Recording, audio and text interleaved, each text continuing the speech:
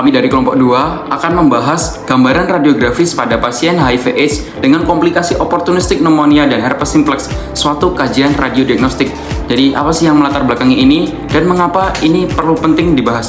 Kita tahu bahwa infeksi HIV menyerang dan merusak sistem kekebalan tubuh, khususnya sel T helper atau CD4. Saat sistem imun lemah dan virus HIV bertransformasi menjadi AIDS, pasien menjadi sangat rentan terhadap infeksi oportunistik seperti pneumonia dan herpes simplex. Jadi apa sih yang akan kita bahas? Kita akan membahas peran penting radiodiagnostik. Kita akan menganalisis bagaimana modalitas pencitraan seperti CT scan, MRI dapat membantu mendeteksi dan mengevaluasi kelainan ini. Jadi kita akan melihat korelasi antara pola gambaran radiografis dengan tingkat penurunan imun pasien. Baik, kita akan mulai pembahasannya. Jadi, HIV menyerang sel CD4, yaitu sel pengatur sistem imun tubuh. Nah, saat jumlah CD4 turun di bawah 200 sel per milimeter kubik, tubuh kehilangan peranan utama dan masuk ke fase AIDS. Kemudian, kondisi ini memicu munculnya infeksi oportunistik atau IO, terutama di paru-paru. IO ini ada pneumonia bakteri, yang mana CD4-nya masih di atas 200. Kemudian ada pneumocystis jirovecii pneumonia atau PJP, muncul ketika CD4-nya di bawah 200. Dan pada imunitas yang sangat rendah, ada herpes simplex virus. Nah, teknologi pencitraan seperti ronsen seringkali belum cukup karena bisa tampak normal meskipun infeksinya itu sudah berat. Disinilah MDCT atau Multi Detector Computed Tomography dan HRCT atau High Resolution Computed Tomography berperan, karena teknologi tersebut bisa menampilkan detail yang tinggi pada tiap infeksi dan membantu analisis dokter dengan mudah. Oke, kesimpulannya, penting sekali memahami hubungan antara pola radiografis dan kadar CD4. Dengan analisis radiodiagnostik yang tepat, diagnosis bisa lebih cepat dan terapinya itu bisa lebih spesifik. Dari penjelasan sebelumnya, terdapat beberapa rumusan masalah penting yang menjadi fokus pembahasan, yaitu 1.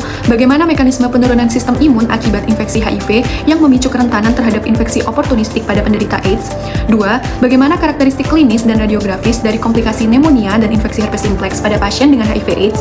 3. Bagaimana peran modalitas pencitraan, terutama radiografi toraks dan computed tomography, dalam mendeteksi serta membedakan manifestasi radiologis pneumonia dan herpes simplex pada pasien HIV/AIDS. 4. Bagaimana hubungan antara derajat imunosupresi yang ditunjukkan oleh jumlah sel CD4 dengan pola gambaran radiografis pada pasien HIV/AIDS dengan komplikasi infeksi paru.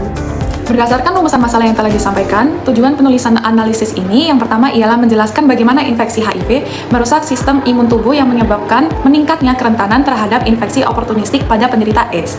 Kemudian yang kedua ialah menguraikan karakteristik klinis dan radiografis dari komplikasi pneumonia serta infeksi herpes simplex pada pasien dengan HIV/AIDS. Yang ketiga ialah menganalisis peran modalitas pencitraan, khususnya radiografi toraks dan CT, dalam melihat serta membedakan manifestasi radiologis pneumonia dan juga herpes simplex pada pasien HIV/AIDS.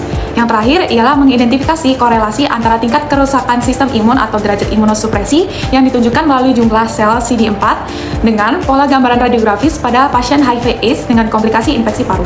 Penyakit AIDS berasal dari virus HIV. Virus HIV ini penyerangannya langsung ke sistem pertahanan tubuh, yaitu pada sel T helper atau CD4. Virus ini menggunakan glikoprotein GP120 untuk memasukkan materi genetik RNA ke dalam sel, bersama dengan enzim reverse transkriptase yang dapat mengubah RNA menjadi DNA.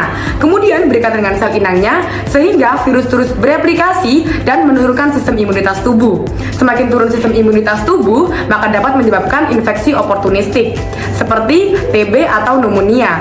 Pada HIV, infeksi oportunistik rentan terjadi pada stadium yang sudah lanjut, yaitu stadium 3 atau stadium 4, karena kadar dari CD4-nya kurang dari 200 sel per milimeter kubik dalam darah. Oleh karena itu, semakin berkurang kadar CD4, maka semakin besar juga peluang terjadinya infeksi oportunistik. Selanjutnya, apa sih karakteristik klinis dan gejalanya? Untuk gejalanya itu hampir mirip dengan pneumonia non-HIV, akan tetapi jauh lebih berat dan berisiko komplikasi, sehingga terdapat tanda di parunya, yaitu terdapat konsolidasi dan efusi pleura. Selanjutnya yaitu manifestasi klinis dan gambaran radiologi pada pneumonia HIV atau AIDS, yang terdapat 3 penyebab utama. Yang pertama PJP, yaitu pneumocystis jirovecii pneumonia yang sering terjadi sehingga menyebabkan hipoksemia. Yang kedua ada bakteri. Nah, bakteri tersebut ada Mycobacterium tuberculosis. Yang ketiga yaitu infeksi paru diinduksi patogen sebesar 95% pasien AIDS.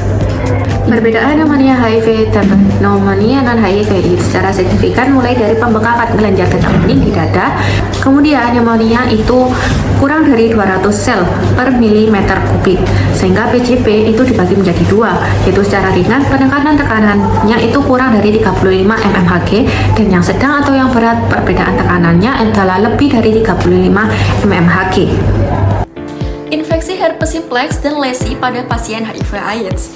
Pasien penderita HIV/AIDS cenderung mengalami luka terbuka berbentuk vesikel, yaitu tonjolan berisi nanah dan berpotensi menyebar ke jaringan sehat seperti area genitalia, oral, dan anal, disertai rasa gatal hebat, nyeri, dan pendarahan pada sekitar luka.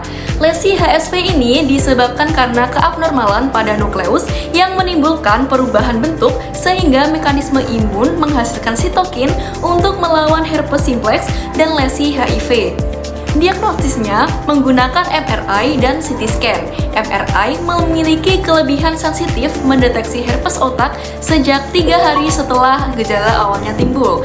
MRI menunjukkan komplikasi otak edema cerebral, yaitu pembengkakan otak berisi cairan, dan herniasi, yaitu otak menonjol. Sedangkan pada CT scan kurang sensitif dalam mendeteksi lesi. Pengobatan lesi HSV dapat ditangani dengan terapi antiretroviral yang bekerja dengan menekan replikasi virus, mengurangi komplikasi, dan mencegah penularan. Terapi ini juga harus dibarengi obat-obatan untuk mempercepat penyembuhan. Kita perlu tahu bahwa HIV diakibatkan oleh turunnya imunitas karena kerusakan sel limfosit T atau CD4.